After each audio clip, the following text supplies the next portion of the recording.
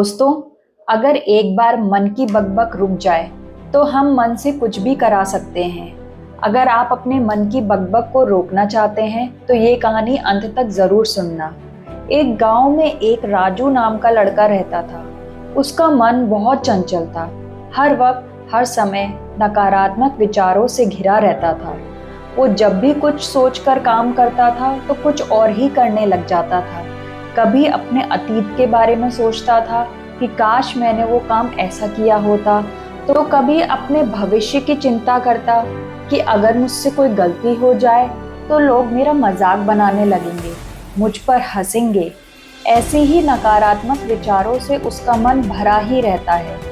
राजू अपने विचारों में खोया रहता था। वो चाहता था कि उसका मन में कोई भी विचार न आए, इसलिए वो बहुत परेशान हो गया था।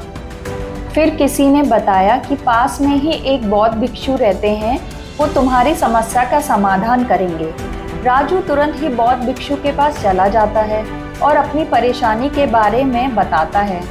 बौद्ध भिक्षु भी उसकी परेशानी बहुत ध्यान से सुनते हैं। फिर पूछते हैं कि तुम मुझसे अब क्या जानना चाहते हो। राजू कहता है, हे गुरुदेव, मैं आपसे मन को शांत करने की विचारधारा जानना चाहता हूँ। मैं चाहता हूँ कि मेरे मन में कोई भी विचार ना आए। मेरा मन जो इधर उधर भटकता है वो ना भटके। मैं चाहता हूँ इसमें तभी विचार आए जब मैं चाहूँ। हे गुरुदेव, मैं अपने मन को खाली कर देना चाहता हूँ। बौद्ध भिक्षु कहते हैं, हम किसी समस्या का समाधान जब ही कर सकते हैं जब हम उसकी जड़ तक पहुँच सकें। आगे बौद्ध भिक्षु कहते हैं, जिस मन को तुम खाली करना चाहते हो, क्या तुमने कभी उस मन को समझा है, कभी जानने की कोशिश की है? राजू ने कहा, महाराज, मैं जितनी बार अपने मन को जानने की कोशिश करता हूँ, वो उतना ही रहस्यमय होता जाता है। फिर बौद्ध भिक्षु ने उस युवक को एक घड़ा दिया और कहा कि जाओ, इसमें पत्थर भर दो। फिर वो युवक गया और उसमें पत्थर भर के ले आया और बौद्ध भिक्षु के सामने लाके रख दिया। बौद्ध भिक्षु कहते हैं कि इस घड़े को तुम अपना मन समझो और इसमें डले पत्थरों को अपने विचार। फिर गुरुदेव ने उससे उसमें और पत्थर डालने को कहा, क्योंकि घड़ा पहले से ही भरा हुआ था तो पत्थर उसमें से गिरने लगे। गुरुदेव ने कहा, देखो जरा ध्यान से, अब इसमें और पत्थर नहीं आ रहे हैं, क्योंकि ये घड़ा पहले से ही भर चुका है। अगर तुम्हें इसमें और पत्थर डालने हैं तो पहले वालों को निकालना पड़ेगा। ये सुनकर युवक ने कहा कि हे गुरुदेव, मैं आपकी बात समझ गया हूँ कि अगर हम अपने मन को विचारों से ही खाली कर दें तो हमारा मन खाली हो जाएगा। यह सुन के बौद्ध भिक्षु हंसने लगे और बोले, पहले मेरी पूरी बात तो सुन लो। हमारा मन इस घड़े से बिल्कुल विपरीत है। हम घड़े को पत्थरों से खाली तो कर सकते हैं, लेकिन हम अपने मन को विचारों से नहीं, क्योंकि हमारा मन हमेशा खाली ही रहता है। ये सुनकर राजू कहता है, हे गुरुदेव, मुझे आपकी बात समझ नहीं आ रही। अगर हमारा मन हमेशा खाली ही रहता है तो हमें इसे खाली करने की जरूरत ही क्यों है? गुरुदेव ने कहा, तुम एक काम करो, इस घड़े को खाली कर दो, इसमें से सारे पत्थरों को निकाल दो। राजू ने बिल्कुल वैसा ही किया। उसने एक एक करके सारे पत्थर निकाल दिए। घड़ा अब खाली हो गया। गुरुदेव ने कहा, देखो, घड़ा अब खाली है। तुम चाहो तो इसमें पत्थर भर सकते हो या खाली भी छोड़ सकते हो, या तो आधा भर सकते हो या आधा खाली छोड़ सकते हो। युवक ने कहा, हे गुरुदेव, मैं भी तो यही कह रहा हूँ कि मुझे अपने मन को खाली करना है। यह तो पत्थर का है, इसलिए आसानी से खाली हो जाता है, लेकिन मेरा मन पत्थर का नहीं है, ये आसानी से खाली नहीं होता। गुरुदेव ने कहा, एक काम करो, इस घड़े में एक पत्थर डालो और दो निकालो। राजू ने कहा, ये कैसे मुमकिन है गुरुदेव? फिर गुरुदेव ने कहा, इसमें दो पत्थर डालो और चार निकालो। राजू ने कहा, ये कोई जादुई घड़ा थोड़ी है, जिसमें से हम एक डालेंगे तो दो निकलेंगे, दो डालेंगे तो चार निकलेंगे। गुरुदेव ने कहा, बिल्कुल, ये कोई चमत्कारी घड़ा नहीं है, लेकिन तुम्हारा मन तो चमत्कारी है ना। तुम उसमें एक विचार डालोगे तो दो विचार आएंगे, दो विचार डालोगे तो चार विचार आएंगे। तुम्हारा मन कभी खाली ही नहीं रह सकता विचारों से, ये मन का माया जाल है।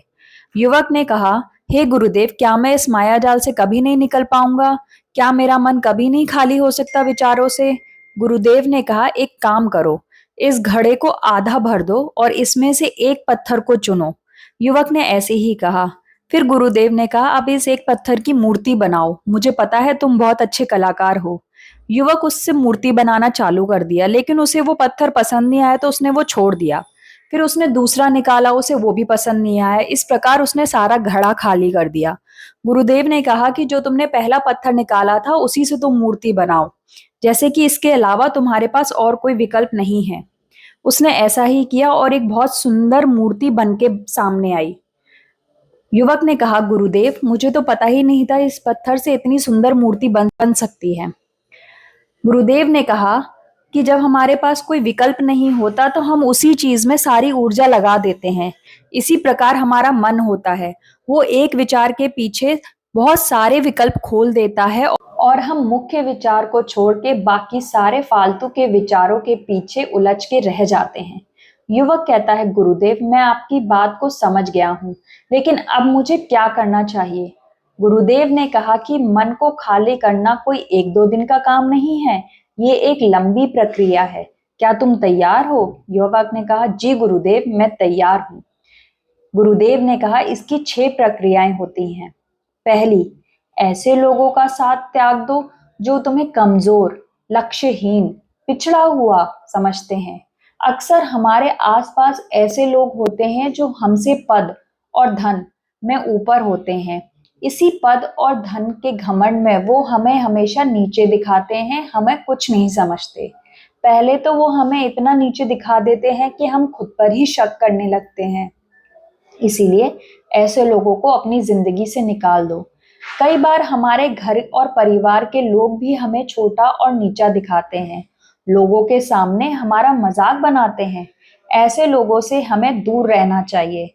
ये लोग हमें लक्ष्यहीन बनाते हैं और फिर हमारा खुद पर से ही विश्वास उठने लग जाता है। इसलिए हमारा मन में नकारात्मक विचार आने लगते हैं।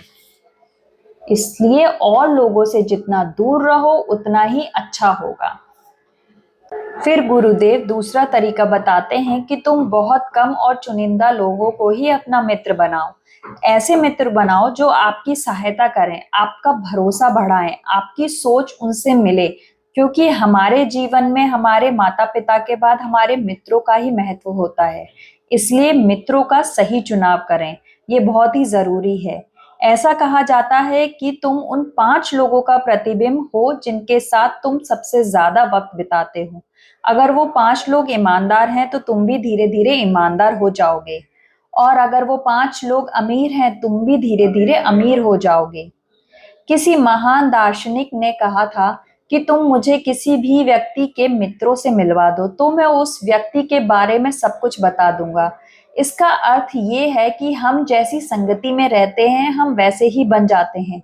हमारी सबसे बड़ी समस्या है कि हम लोगों को ना नहीं बोलते, जिन्हें हम पसंद भी नहीं करते हम उन्हें भी ना नहीं बोलते।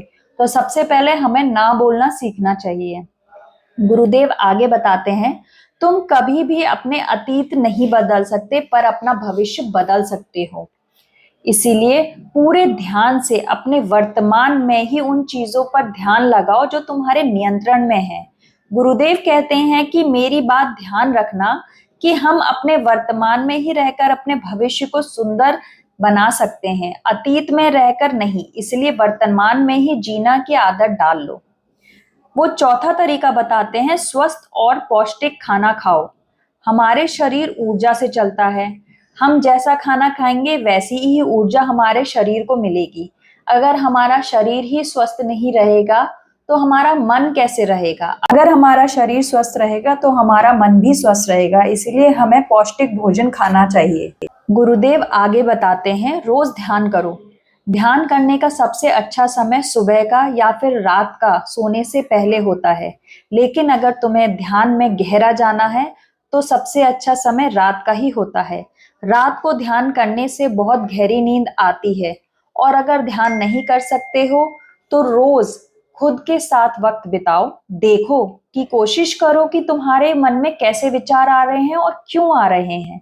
गुरुदेव आगे बताते हैं, तुम्हें नई नई जगह घूमने जाना चाहिए, क्योंकि एक पुरानी कहावत है कि एक लंबी यात्रा आपको 100 किताबों के बराबर ज्ञान देती है।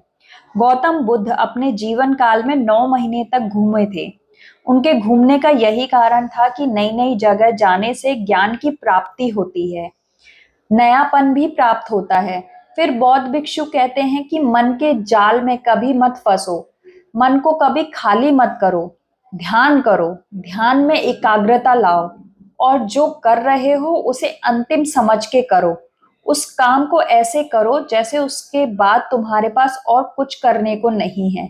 फिर दूसरे विचार पर जाओ, किसी तीसरे विचार पर नहीं।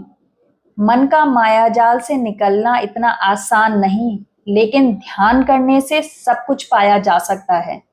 तो मैं आशा करती हूँ इस कहानी से आपने कुछ ना कुछ जरूर सीखा होगा। ऐसी ही और ज्ञानवर्धक बातों के लिए मेरे चैनल सत्यवचन 19 को लाइक एंड सब्सक्राइब कीजिए।